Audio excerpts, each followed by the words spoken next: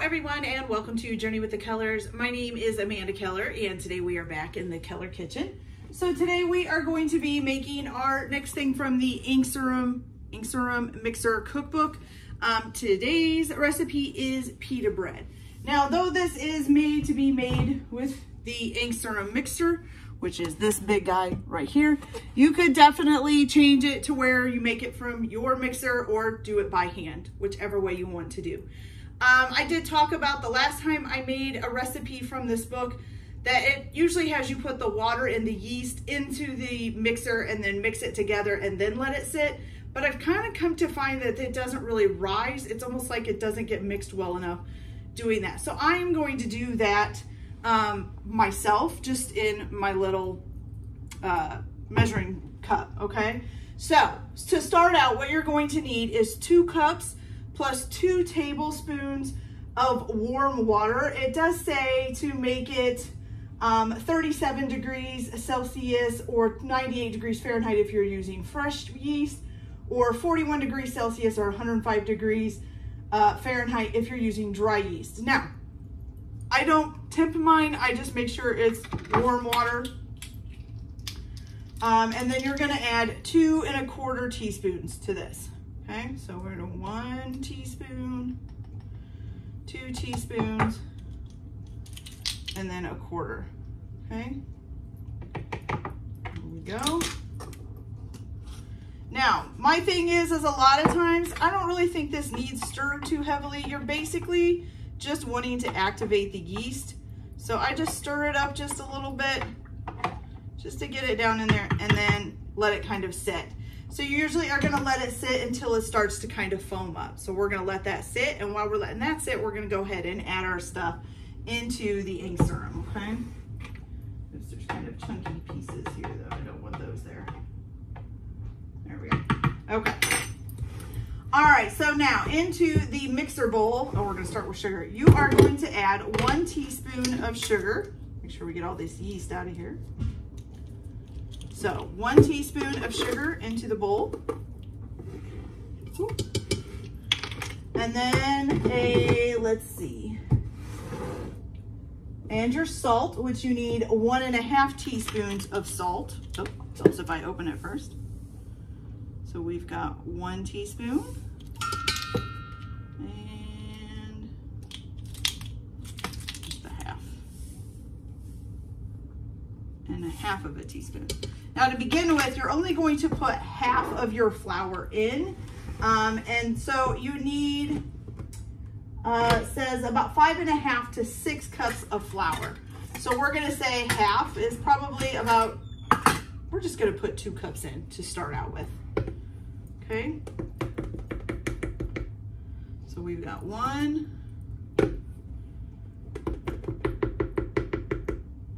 and 2. Actually, we'll do the little quarter. So we'll do 2 1/4 cups. So we have 2 1/4 to 2 3/4 cups left to put in. Okay, so 2 1/4 in. All right, and what you're gonna do is turn this on to what speed? Low speed to begin with, okay? So turn this all the way down. We're gonna turn this on. We're gonna move the handle in and out of the middle to make sure everything gets kind of mixed up.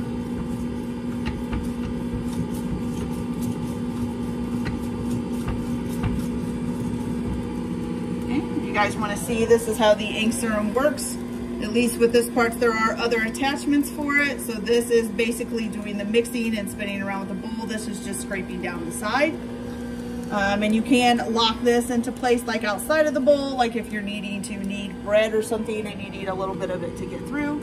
So it does pretty good with dough, like real heavy doughs, like bread and stuff. Okay. All right, you guys, so I am gonna stop this for now. And then we're gonna wait for our yeast mixture to get nice and foamy, which is looking like it's needs stirred up a little bit because it's kind of sitting at the bottom. All right.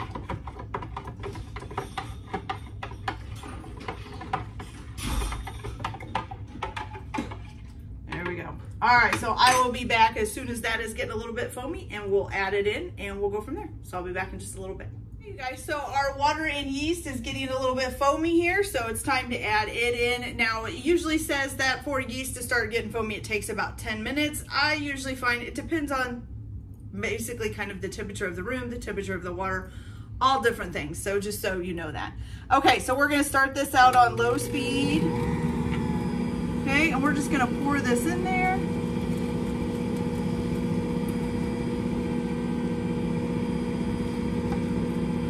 Okay.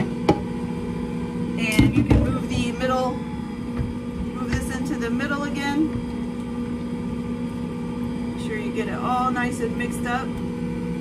Okay, so once you get that going, basically what you're going to start doing is adding in your remaining flour, but you're going to leave a cup of flour behind, okay? So we had already added 2 1/4 cups.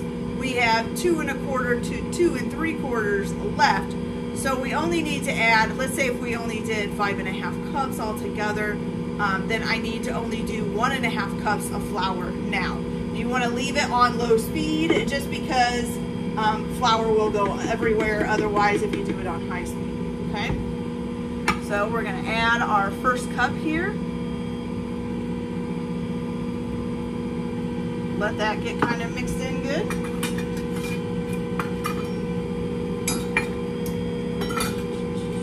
It actually, we have 1 3/4 cups. I did the math wrong. No, I'm right. Never mind.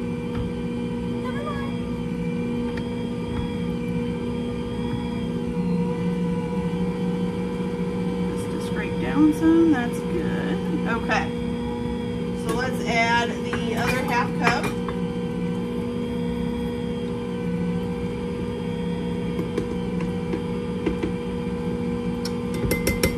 Okay, let that get all mixed in. As you guys can see, we're getting a nice little dough going here. You can push this against the side and see how it kind of scrapes down the side for you.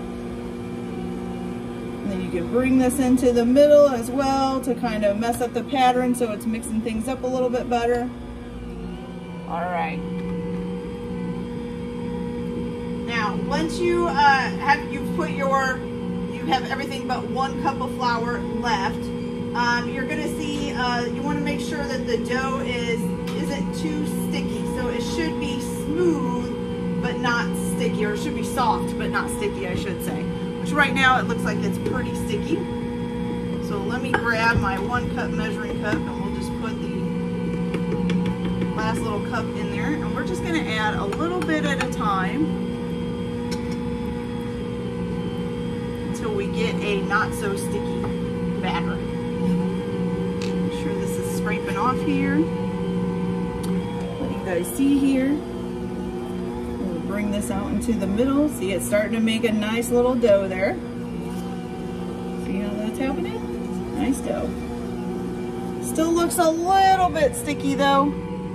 So we'll probably add a little bit more flour here. Okay.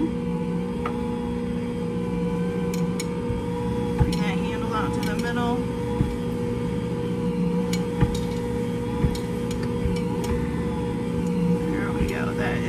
Much better. Now it's not so sticky anymore. Well, still a little bit sticky. Still a little sticky. Let's give it some time to mix up here.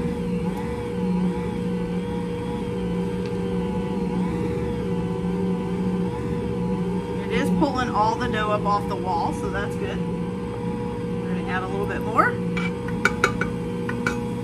just going to put the rest in there. Okay.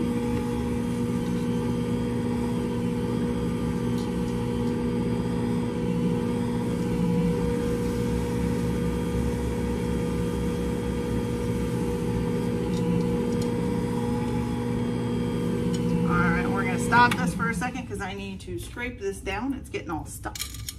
It's all sticky in the middle, and all the flour to make it not sticky is on the outside. I'm just gonna take it off of here and then try to get the flour back on there, back in there. Okay, here we go again.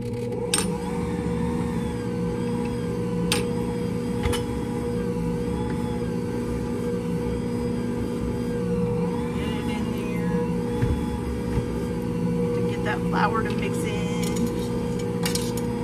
good thing is about this mixer too is that it's so open. So, you know, flour poofing up. So you can actually, you know, kind of mess around with this even with it still on. Unless, of course, you need to get stuff. I think what I'm going to do, it's all like attached to here. So I'm going to pull it off and then reattach that back on. So hopefully it will mix it up better. So like anything else, it's not infallible. It does have its problems sometimes too. There we go. Now it's getting. See if we can't get that flour, extra flour mixed in. It's doing better. Okay. And it is getting less sticky, so that's good. All right, you guys. So as you can see, there's still a little bit of flour down in here that needs to be mixed in, but we'll get that in there. But right now it's pretty soft. It's almost to a point where it's not sticky. I think once we get the rest of that flour in, it'll be perfect. Okay, once I get that mixed in there, then you're gonna go ahead and you're going to lock this so it stands about an inch off of the bowl. And then you're gonna knead it on a medium speed for about 10 minutes, okay? So I'm gonna go ahead and get the rest of this flour mixed in real quick, and then I'm gonna knead it for 10 minutes, and then I will be back to show you guys what we do next. So I'll be back in a little bit, you guys. So it has kneaded for 10 minutes. So I'm gonna go ahead and get the bowl out here. Oh, I forgot to unlock it. There we go. Okay, pull this out of the way. Pull this out of the way. Oh, I can just lift this off. Okay, so once you get it all kneaded, what you're gonna do is go ahead and spread it out on a lightly floured surface. Just gonna put some little bit of flour down. Okay, and take it out. And now you're supposed to try to divide it into 15 equal pieces, okay? Shoe fly, okay. So let's see here. I think what I'll do is roll it out a little bit. That might make it easier. Okay, so we got 1, 2,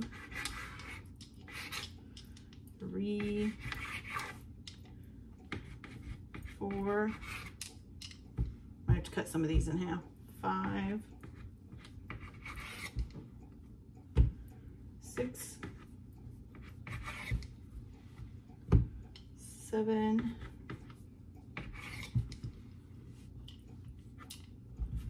8, 9, 10, 11, and 12. Now, some of these definitely, so that would be 13, 14. I think these two,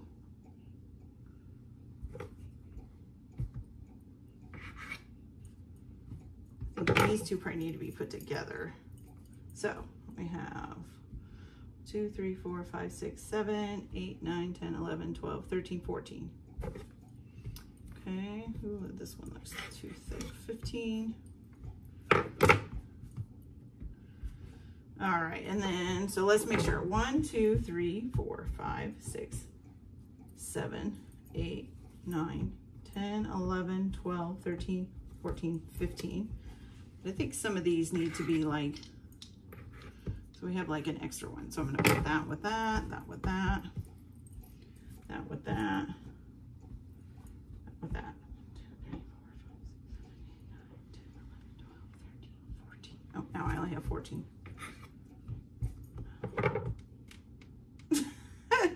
I don't know, you guys. Okay, so 1, 2, 3, 4, 5, 6, 7, 8, 9, 10, 11, 12, 13, 14, 15. Okay, 15. All right, so you're gonna need a damp towel for this part, 2 of them, actually, one for the bottom and one for the top. So what you're gonna do is go ahead and roll all 15 of these into basically a little ball.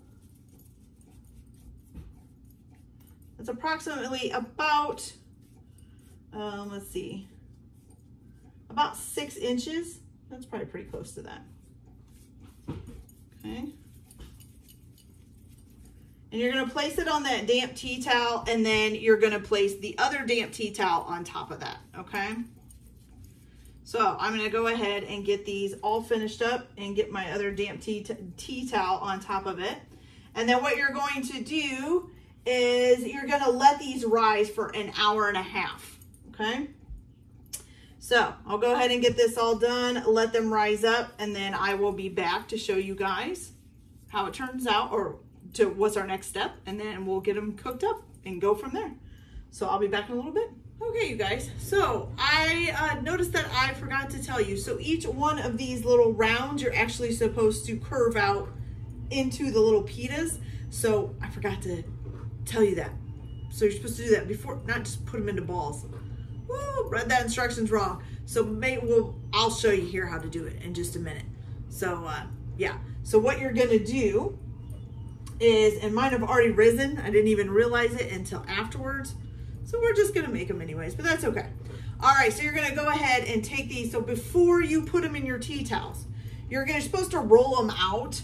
But I think it'd be just easier to just kind of make a nice little 6-inch. I wondered why it said a 6-inch ball. That didn't make sense. So we're just gonna kind of roll these out into a little 6-inch. Now, once you get it to this, then you're gonna put it on your damp tea towel and cover it with another damp tea towel. I'm gonna go ahead and just set these on their pan. So what you're gonna do for cooking these, after you have, I'm kind of doing this backwards. So after you've made them into their round shapes, their 6-inch round shapes, you're gonna let them rise for an hour and a half. Then you're gonna turn your stove on to 450 degrees, correct? Or, yes, or 275 degrees Fahrenheit, or Celsius, 275 Celsius, 450 Fahrenheit. And then you're gonna get it up to temperature and then let it sit at that temperature for 15 minutes before you put anything in it, okay? So I am right now letting my stove go ahead and heat up. Once your stove has heated up to the 450 degrees or 275 Celsius, and it has sat at that temperature for 15 minutes, you're gonna go ahead and pop these in the oven, and you're gonna bake them for about 4 to 6 minutes, and rotate the pitas with a spatula, and then bake them an additional about 2 minutes is what it says, okay? So I am gonna go ahead and finish off getting these done, and even though I probably didn't rise them right, I think they'll be okay. They're still making pretty good pitas, so that's all I'm worried about. So make them out until the pita, which you can use a rolling pin if you want, and with the rolling pin, so you're supposed to get them at about 1/8 to 1/4 of an inch thick. So I'm just doing that with my hands without compressing them too much, since I did it the wrong way. So my fault, you guys, my fault. So I'm gonna go ahead and finish getting these done. Then once the oven has sat at 450 degrees for 15 minutes, I'm gonna go ahead and stick these in, let them cook for 4 to 6 minutes, then turn them. It says to rotate them, but I think we could just rotate the pan, right? Maybe? I think I'll just rotate the pan. Okay, and now I'm gonna rotate them and then cook them for about another 2 minutes. Now, when they're done, they're not supposed to be like a golden brown. They're just supposed to be like a light tan in color, okay? All right, so I'll go ahead and get these in and get them cooked, and then I will be back when they are ready and show you guys how they turned out. So I'll be back in just a minute. Okay, you guys, so our pita bread is all done. I think they look really amazing. They're pretty hot though, so I'm gonna have to watch it here, but look at that. Doesn't that look good? Okay, so let's give these a try. I'm just gonna try to take a small piece off of this one. Ooh, it's hot. Okay, so let's see how it tastes. This is probably gonna be kind of plain, because usually you would use these to eat with something, but hopefully it'll taste like pita.